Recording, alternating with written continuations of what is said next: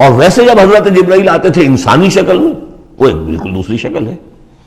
وہ تو یہ کہ حضرت دحیہ کلبی جو ہے رضی اللہ تعالیٰ عنہ، وہ بہت حسین صحابہ میں سے بہت صحیح حسین انسان تھے، ان کی شکل میں بالعموم ان کی صورت میں حضرت جبرائیل آتے تھے، لیکن وہ وحی نہیں شمار ہوتی۔ ہم نے ام السنہ وہ حدیث جس میں جبرائیل آئے اور حضور نے فرمایا جبریل تھے جو تمہیں تمہارا دین سکھانے آئے تھے، لیکن وہ قرآن میں نہیں ہے، ام السنہ ہے، قرآن نہیں ہے۔ البتہ یہ کہ حضرت جبرائیل کو ان کی اصل ملک کی شکل میں حضور نے اپنی ان آنکھوں سے 2 مرتبہ دیکھا ہے۔ ایک مرتبہ بالکل آغاز میں، جبکہ حضرت جبرائیل جو ہیں ایسے ظاہر ہوئے، حضور اتر رہے تھے غار حرا سے، جبل نور سے، تو آپ کو آواز آئی یا محمد۔ یہ پہلی وحی کے بعد جو فترت ہوئی ہے، کچھ عرصے کے لیے وحی رکی رہی، اس وقت واقعہ پیش آیا۔ آپ نے سامنے دیکھا، پیچھے دیکھا، کوئی نہیں، نظر کوئی نہیں آیا۔ پھر تھوڑی دیر آپ چلے گئے، شاید مجھے کوئی دھوکہ لگا ہے، ایسی میں نے سنا ہے، کوئی آواز نہیں تھی۔ پھر آیا یا محمد، پھر دیکھا 2-3 مرتبہ کوئی نظر نہیں آیا، تو کچھ خوف سا محسوس ہوا۔ تیسری مرتبہ یا محمد، تو اچانک حضور کی نگاہ اوپر اٹھی، تو حضرت جبرائیل فرشتے کی جو اصل شکل ہے اس میں وہ تھے افق پر، اور پورا افق بھرا ہوا تھا اس سے۔ تو اصل ملک کی صورت میں حضرت جبرائیل کو حضور نے اس وقت دیکھا، اور ایک دیکھا ہے پھر عند سدرۃ المنتہا، شب معراج میں، جب ساتھ آئے ہیں لے جانے کے لیے انسانی شکل میں تھے۔ کوئی سواری بھی ایسی تھی جس کو کہ براق کہا جاتا ہے، وہ بھی محسوس شے تھی، لیکن یہ کہ جہاں انہوں نے کہا 7ویں آسمان پہ جا کر کہ بس اب آگے میری گنجائش، اب آگے آپ کو اکیلے جانا ہے، اس سے آگے اگر میں گزرا میرے پر جل جائیں گے، بے سوز تجلا بے سوزت پرم، اگر یکسر منہ برتر پرم، اگر میں نے اب اس سے آگے ایک بال برابر بھی میں آگے بڑھا تو میرے پر جل جائیں گے، اب آگے آپ کا کام۔ اس وقت بھی وہ ان کی اصل شکل میں ظاہر ہوئی حضرت جبرائیل علیہ السلام۔ یہ بات اس لیے ضروری ہے کہ جیسے محدثین جو ہیں وہ اس کی تحقیق کرتے ہیں کہ حضور سے کس نے سنا، اس سے جو روایت کر رہا ہے کہ میں نے اس صحابی سے سنا جو تابعی ہے، آیا ان کی ملاقات بھی ثابت ہے کہ نہیں؟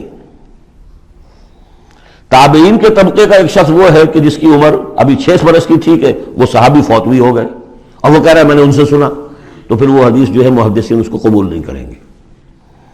وہ دیکھتے ہیں کہ لنک جو ہے مضبوط ہونا چاہیے۔ روایت ہے نا ان فلاں ان فلاں ان فلاں، حضور سے فلاں صحابی نے سنا، اس نے سنا، اس تابعی نے سنا، یہ لنک جو ہے یہ ملاقات ثابت ہونی چاہیے۔ تو چونکہ جو حدیث اللہ ہے، یہ قرآن کیا ہے؟ حدیث اللہ، یہ حدیث ہے، احسن الحدیث اللہ الذی انزل احسن الحدیث کتابا متشابہا مثانیہ، یہ ہم پڑھ چکے ہیں سورہ زمر میں۔ اس حدیث کا یہ حدیث اللہ سے کس نے سنا؟ جبرائیل نے۔ جبرائیل سے کس نے سنا؟ محمد نے۔ تو ان کی ملاقات ثابت ہے۔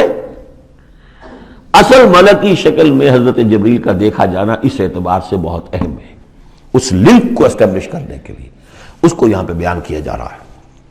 ما ضل صاحبکم وما غوا، تمہارے یہ ساتھی ہے لوگوں، یہ محمد نہ بہکے ہیں اور نہ بے راہ ہوئے ہیں، نہ بھٹکے ہیں۔ وما ينطق عن الهوى، اور یہ جو کچھ کہہ رہے ہیں اپنے جی سے نہیں کہہ رہے، خواہش نفس سے نہیں کہہ رہے۔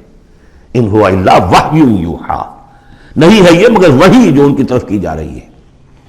علمہ شدید القوی، انہیں تعلیم دی ہے، سکھایا ہے اس نے جو بہت طاقتور والا ہے۔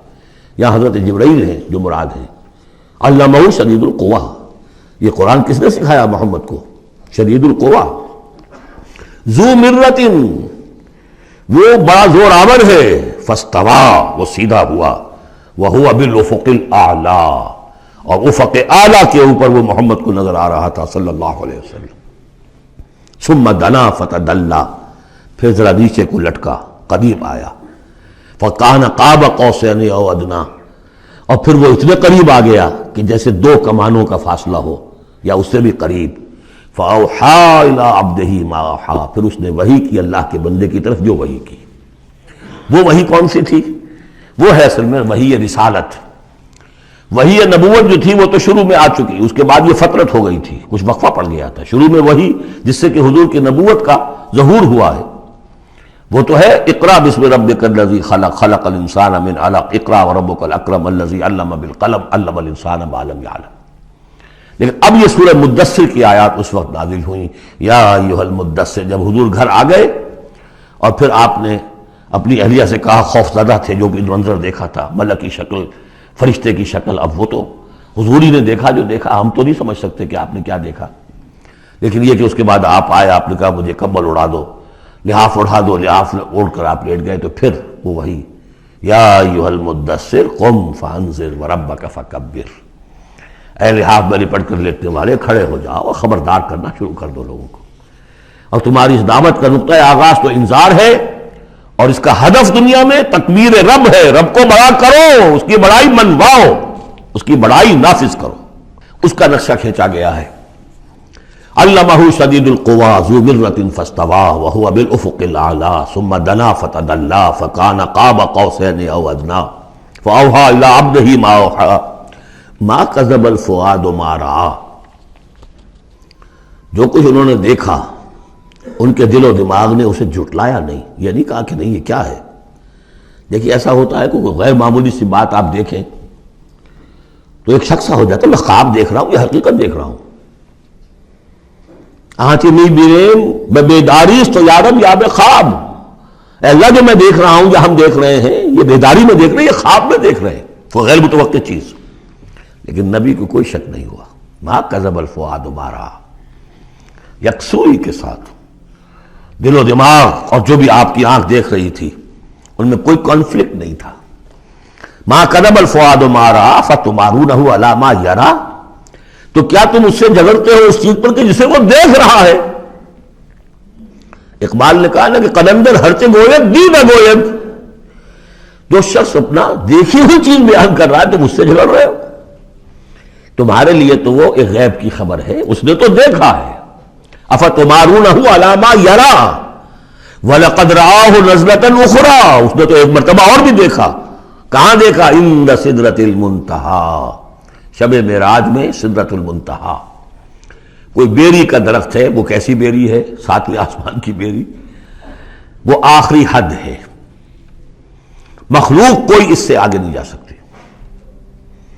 اس سدرۃ المنتہیٰ، منتہا نہایت، حد، جہاں کی حد ہو گئی، وہاں تک حضور پہنچے ہیں، سدرۃ المنتہیٰ تک. اندہا جنت الماوا، اور سب سے اونچی جو جنت ہوگی جنت الماوا، وہ اس کے قریب ہی ہے، وہ بھی ساتویں آسمان پر ہے. یہ تو درجہ بدرجہ ترقی ہوتی جائے گی نا. پہلی ضیافت جو ہے، پہلی نزل جو ہے، وہ تو اسی زمین پر ہو جائے گی. پھر جو ترقی ہوگی، اپنے اپنے مدارج، اپنے اپنے مراتب، اپنے اپنے مقامات، اپنے اپنے ایمان کی گہرائی، اپنے اپنے اعمال صالحہ، اپنا اپنا انفاق مال و جان، اس کے حوالے سے درجے ہوں گے. اندہا جنت الماوا اذ یغشی السدرۃ ما یغشی، جبکہ ڈھانپے ہوئے تھا اس بیری کو جو ڈھانپے ہوئے تھا. اب تمہیں کیا بتائیں کیا ڈھانپے ہوئے تھا، تم نہیں سمجھ سکتے. دیکھیں کس طریقے سے اذ یغشی السدرہ، کوئی انوار الہیہ کا کوئی ایسا نزول ہے وہاں جو زبان میں ادا نہیں ہو سکتا. کوئی الفاظ نہیں ہے کہ جو ان کی تعبیر کر سکے. اس پر انوار الہیہ کا کوئی نزول ہے. اذ یغشی السدرۃ ما یغشی، جبکہ چھایا ہوا تھا اس بیری کے اوپر جو چھایا ہوا تھا، جبکہ ڈھانپا ہوا تھا اس بیری کو جس نے ڈھانکا ہوا تھا. ما زاغ البصر وما طغیٰ، نبی کی آنکھ اس وقت نہ کج ہوئی نہ حد سے بڑھی. یہ دو انتہائیں ہوتی ہیں. ایک تو یہ کہ آپ کسی انٹینس لائٹ کو فیس نہ کر سکے تو یہ جھپک لیں گے، فیس نہیں کر سکتے اگر آپ میں ہمت نہیں، استعداد نہیں ہے. نبی کا ظرف اتنا تھا کہ ان انوار الہیہ کا براہ راست مشاہدہ کیا ہے، اور نگاہ آپ کو ادھر ادھر کرنے کی ضرورت پیش نہیں آئی. لیکن طغیٰ ایک حد ادب بھی ہوتا ہے جس سے آگے انسان کو نہیں جانا چاہیے. نگاہ جو ہے اس نے بے ادبی کی روش بھی اختیار نہ کی. علامہ اقبال نے، واقعہ یہ کہ اس آیت کو میں نے سمجھا علامہ اقبال کے ایک شعر سے، اور اکثر و بیشتر لوگ نہیں سمجھ سکے اس آیت کو. ذوق و شوق کے نام سے جو ان کی نظم ہے بال جبریل میں، وہ میرے نزدیک ان کے شاعرانہ جو ان کی استعداد ہے اس میں بلند ترین نظم ہے. وہ جہاں تک پیغام ان کا جو ہے امت مسلمہ کے لیے، اس کے لیے ابلیس کی مجلس شورا، وہ کلائمیکس ہے، اور وہ ہے بھی ان کے آخری زمانے کی نظم ہے، سن 36 میں انہوں نے کہی ہے۔ اس کے بعد تو بیماری اتنے رہے ہیں، بہت کم اشعار کہے ہیں، لیکن اس میں ذوق و شوق میں ایک شعر ہے: عین وصال میں مجھے حوصلہ نظر نہ تھا، عین وصال میں مجھے حوصلہ نظر نہ تھا، گرچہ بہانہ جو رہی میری نگاہ بے ادب، میری نگاہ بے ادب بہانہ تلاش کرتی رہی کہ میں مشاہدہ براہ راست کروں، حالانکہ عین وصال ہے اس وقت، لیکن یہ کہ میرے اندر حوصلہ نہ تھا کہ میں حسن کا براہ راست مشاہدہ کر سکوں۔ عین وصال میں مجھے حوصلہ نظر نہ تھا، گرچہ بہانہ جو رہی میری نگاہ بے ادب۔ یہاں ان دونوں چیزوں کے برعکس بات ہے جو اقبال اپنے بارے میں کہہ رہا ہے۔ میں تو بے ادب بھی ہوں، اور میں تو چاہتا تھا کسی طریقے سے حد ادب سے تجاوز کر کے دیکھوں، لیکن میرے اندر تو حوصلہ نہیں تھا۔ محمد میں وہ حوصلہ تھا، دیکھا ہے، براہ راست دیکھا ہے، نگاہ جما کر دیکھا ہے، لیکن ایک حد سے تجاوز نہیں کیا، حد ادب کے اندر رہے۔ ما زاغ البصر وما طغى لقد رأى من آیات ربہ الکبریٰ، دیکھا انہوں نے اپنے رب کی عظیم ترین آیات کو۔